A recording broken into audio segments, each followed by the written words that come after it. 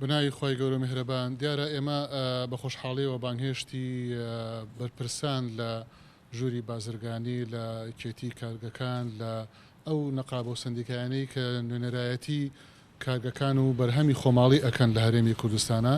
و گوێمان لێگرتن بۆ ئەوەی کە یاسای پاراستنی بەرهەمە خۆماڵیەکان تێر و تەسەل بکەین بە حوزوری ئەوان کە معنین و مەدانین و کێشەکان بەڕۆڕی ئەوان ئەبێتەوە. بۆیە چەندین خاڵی مەترسیدارمان کەشف کرد کە ڕێگرن لە بەردەمی پاراستنی بەرهەمی خۆماڵی کە هەندێکی پەیوەندی بە حکوومەتی عێراقیەوە هەندێکی پەیوەندی بە یاسای پەیوەندیدار بە پاراستنی بەرهەمی خۆماڵی هەیە هەندێکی پەیوەندی بەوە هەیە کە هێز هەیە پارە وەرەگرێت لە خاڵە سنووریەکانە بە شێوازێکی نایاسایی بەناوی پاراستنی ئەو لۆریانە یا ئەو بارانی کە ئەو بار هەڵگرانی کە دێنە ناو هەرێمی کوردستان کۆمپانیا هەیە بەناوی وەزارەتەوە $400 بۆ هەموو بار هەڵگرێک وەرئەگرێ کە هیچ پەیوەندیشی بەوە نییە تەنها ئەوەیە کە ڕێ بدا بەوەی کە ئەو کارگەیە مۆڵەت وەربگرێ $2 بۆ هەموو تەنێک بار لە خاڵە سنووریەکانە لایەن هێزی تایبەتەوە وەرئەگیرێ کە نازانی ئەم پارەیە بۆ کێیە تەنها بۆ ئەوانە تەنانەت بۆ حکوومەتیش نییە لەبەرەوە ئەمانە هەمووی ڕێگری ئەکەن لەوەی کە بەرهەمی خۆماڵی پارێزراو بێ بۆیە ئێمە بە دڵنیاییەوە کاری جدی لەسەر خاڵە سنووریەکان ئەەکەین و ناوی ئەو کارگە و ئەو هێزانەشمان لەلایە کە پارە وەرئەگرن بە نایاسایی و بارگرانی لەسەر حرەکە و ترافیکی کاڵا و کارگەکان ئەکەن و پێمان خۆشە بەڕێزیان کە نوێنەرایەتی ژووری بازرگانی یەکێتی هاوردەکاران و هەناردەکاران ئەکەن بەڕێزیان تەشریفیان هێناوە سپاسیان ئەەکەین و ئێمە بەجددی بە دۆداچوونەکەین بۆ ئەو گرفتانە چونکە ئەوە ژیانی خەڵکی پێوە بەستراوە و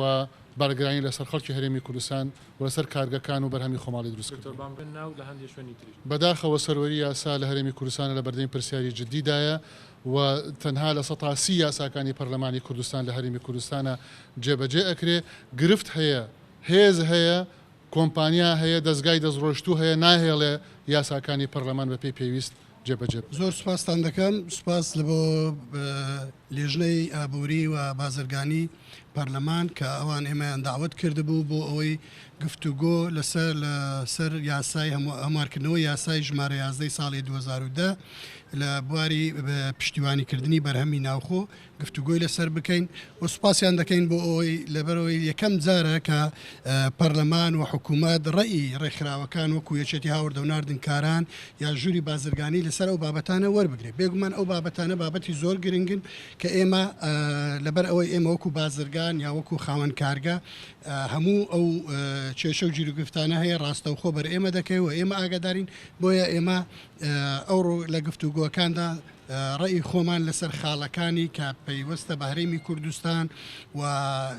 گیر و گرفتەکانی لە بەردەم بەرهەمهێنانی ناوخۆ هەیە ئێمە خستمانە ڕوو و ئەو توانیمان یاسایەکە بە چەند خاڵێک دەوڵەمەند بکەین بۆ ئەوی ئەوان بتوانن ئەو یاسایە ببەنە بواری جێبەجێکردن و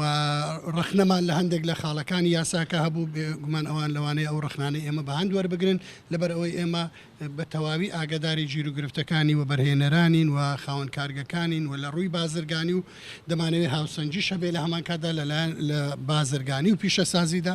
و هەموو ئەو کێشە و گیر و گرفتانەمان خستە ڕوو کە لە خاڵە سنووریەکان هەیە و لە خاڵە گومرجەکان هەیە بۆ ئەوەی پەرلەمانداران بە دوواداچوونی بۆ بکەن و ئەو گیر و گرفتانەی کە دەبێتە هۆی کەمبوونی بەرهەمی ناوخۆ یا گیر و گرفت لە بەردەم کارخانەکان کە ئێوان کاری لەسەر بکەن و لە یاسایەکەدا بیچەسپێنن بۆی بتوانن لە داهاتوودا ئەو گیر و گرفتانە نەمێنن.